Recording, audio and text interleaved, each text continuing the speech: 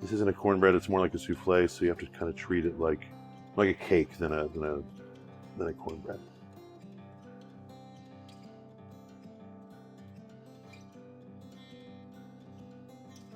Hello, my name is Jeremy Wolgamott. We're going to make some spoon bread today. So what we're going to do is we're going to start with some egg yolks and egg whites separated. I always like to do that in separate bowls. You need to keep all the yolk out of the white as much as possible. Then we're going to whip these whites once we get it all separated, and then we'll start cooking cornmeal in a mixture of milk and butter. So now that we have everything separated, we're going to mix the egg whites. I like to whip these on medium to low speed. You actually create smaller air bubbles that way, which helps it hold up better under the baking process. So anytime you're whipping egg whites or cream, you always want to start with really small bubbles, and that makes it a lot more resilient to whatever else you're going to do with it afterwards. So now we're going to heat up 1 quart of whole milk with about 4 tablespoons of butter. Cut those into little chunks just so they'll heat up a little bit faster. And we're going to bring that just below a boil. You don't want to scorch it.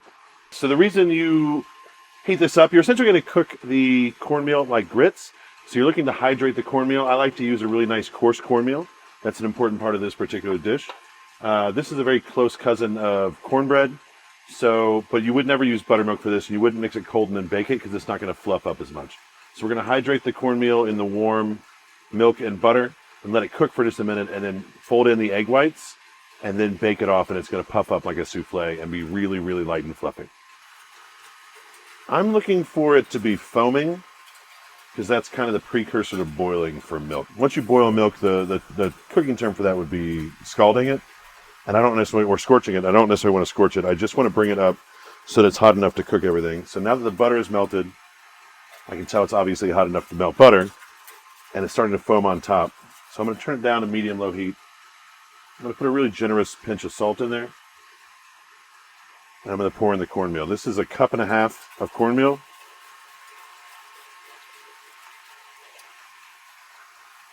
And from here, I'm just going to cook it until it thickens up. I'm looking for it to be the texture of almost cooked grits from here. I love spoon bread with anything really saucy. One of my favorite things is a braised chicken, and then you make a gravy out of the braising liquid and then serve it with spoon bread. It does a really great job of soaking up any kind of juice you put it with in the exact same way cornbread would, but in like a softer, more luxurious way, I guess. It would be the best way to describe it. I love it with any kind of meat, just as long as you have lots of good sauce to soak it up with. It's a very neutral flavor for the most part. It just tastes like corn and butter. Anytime you cook any kind of grain in a liquid, whether it's making a bechamel or cooking grits or making spoon bread like this, is that before the liquid comes back to a boil with the grain in it, it has a tendency to settle to the bottom, and then you'll end up burning the bottom part. So especially when it's heating up initially, stirring is the most important then. If you've ever made a roux or a bechamel or a white gravy, you know that if you're going to burn it, you're going to burn it at the beginning. It's not going to burn later on once it's already cooking. And now it's getting nice and hot. It's thickening up a lot. So that's perfect. That's exactly what we're looking for. And since it's a nice coarse cornmeal, we're going to let it cook for just a minute or two to really soak up all the milk into all the cornmeal, and we'll just let it do its thing.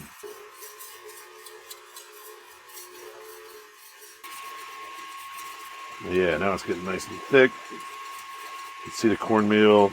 You can still see the different grains, which is good, and that's why we like a nice cornmeal, nice coarse cornmeal. But also it's starting to really get creamy. That's exactly what you want. So at this point, I'm going to turn the fire off, and I'm going to take these egg yolks that I have. And there's a little bit of whites in the egg yolk still. That's not a big deal. What I'm going to do is I'm going to pour these in one at a time and just really whisk them in there to enrich in this whole thing. Extra fat. Gives it extra protein to help it hold up once it bakes. You want to do it one at a time so you don't end up scrambling eggs inside your hot cornmeal.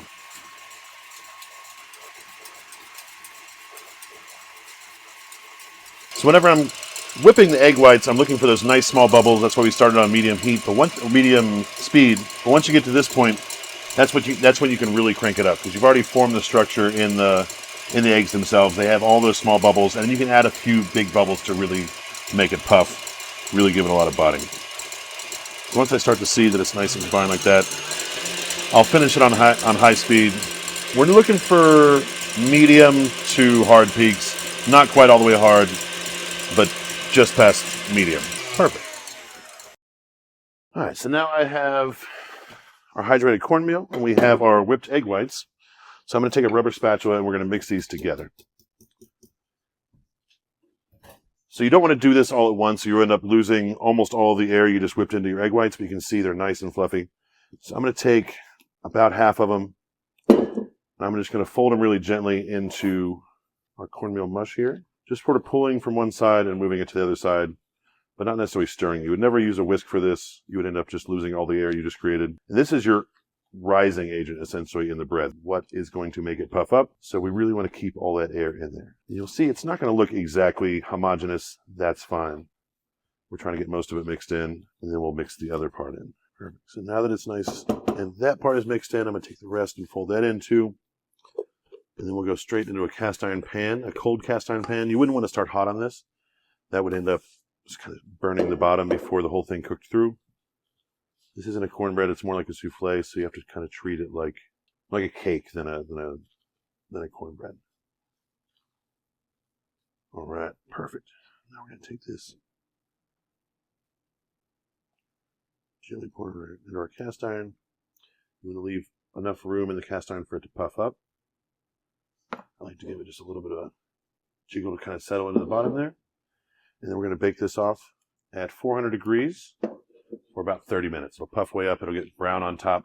I like to cook this on the top shelf because the heat from the top of the oven actually helps brown the top of the spoon bread.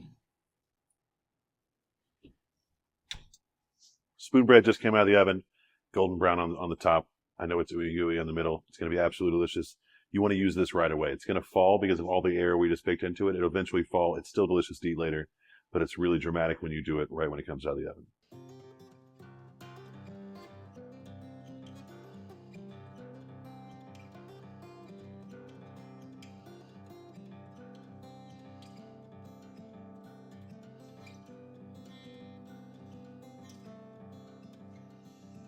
There we have it. So now we just served our spoon bread, delightful cornmeal souffle, serving it with our Denver steak Wagyu. Enjoy.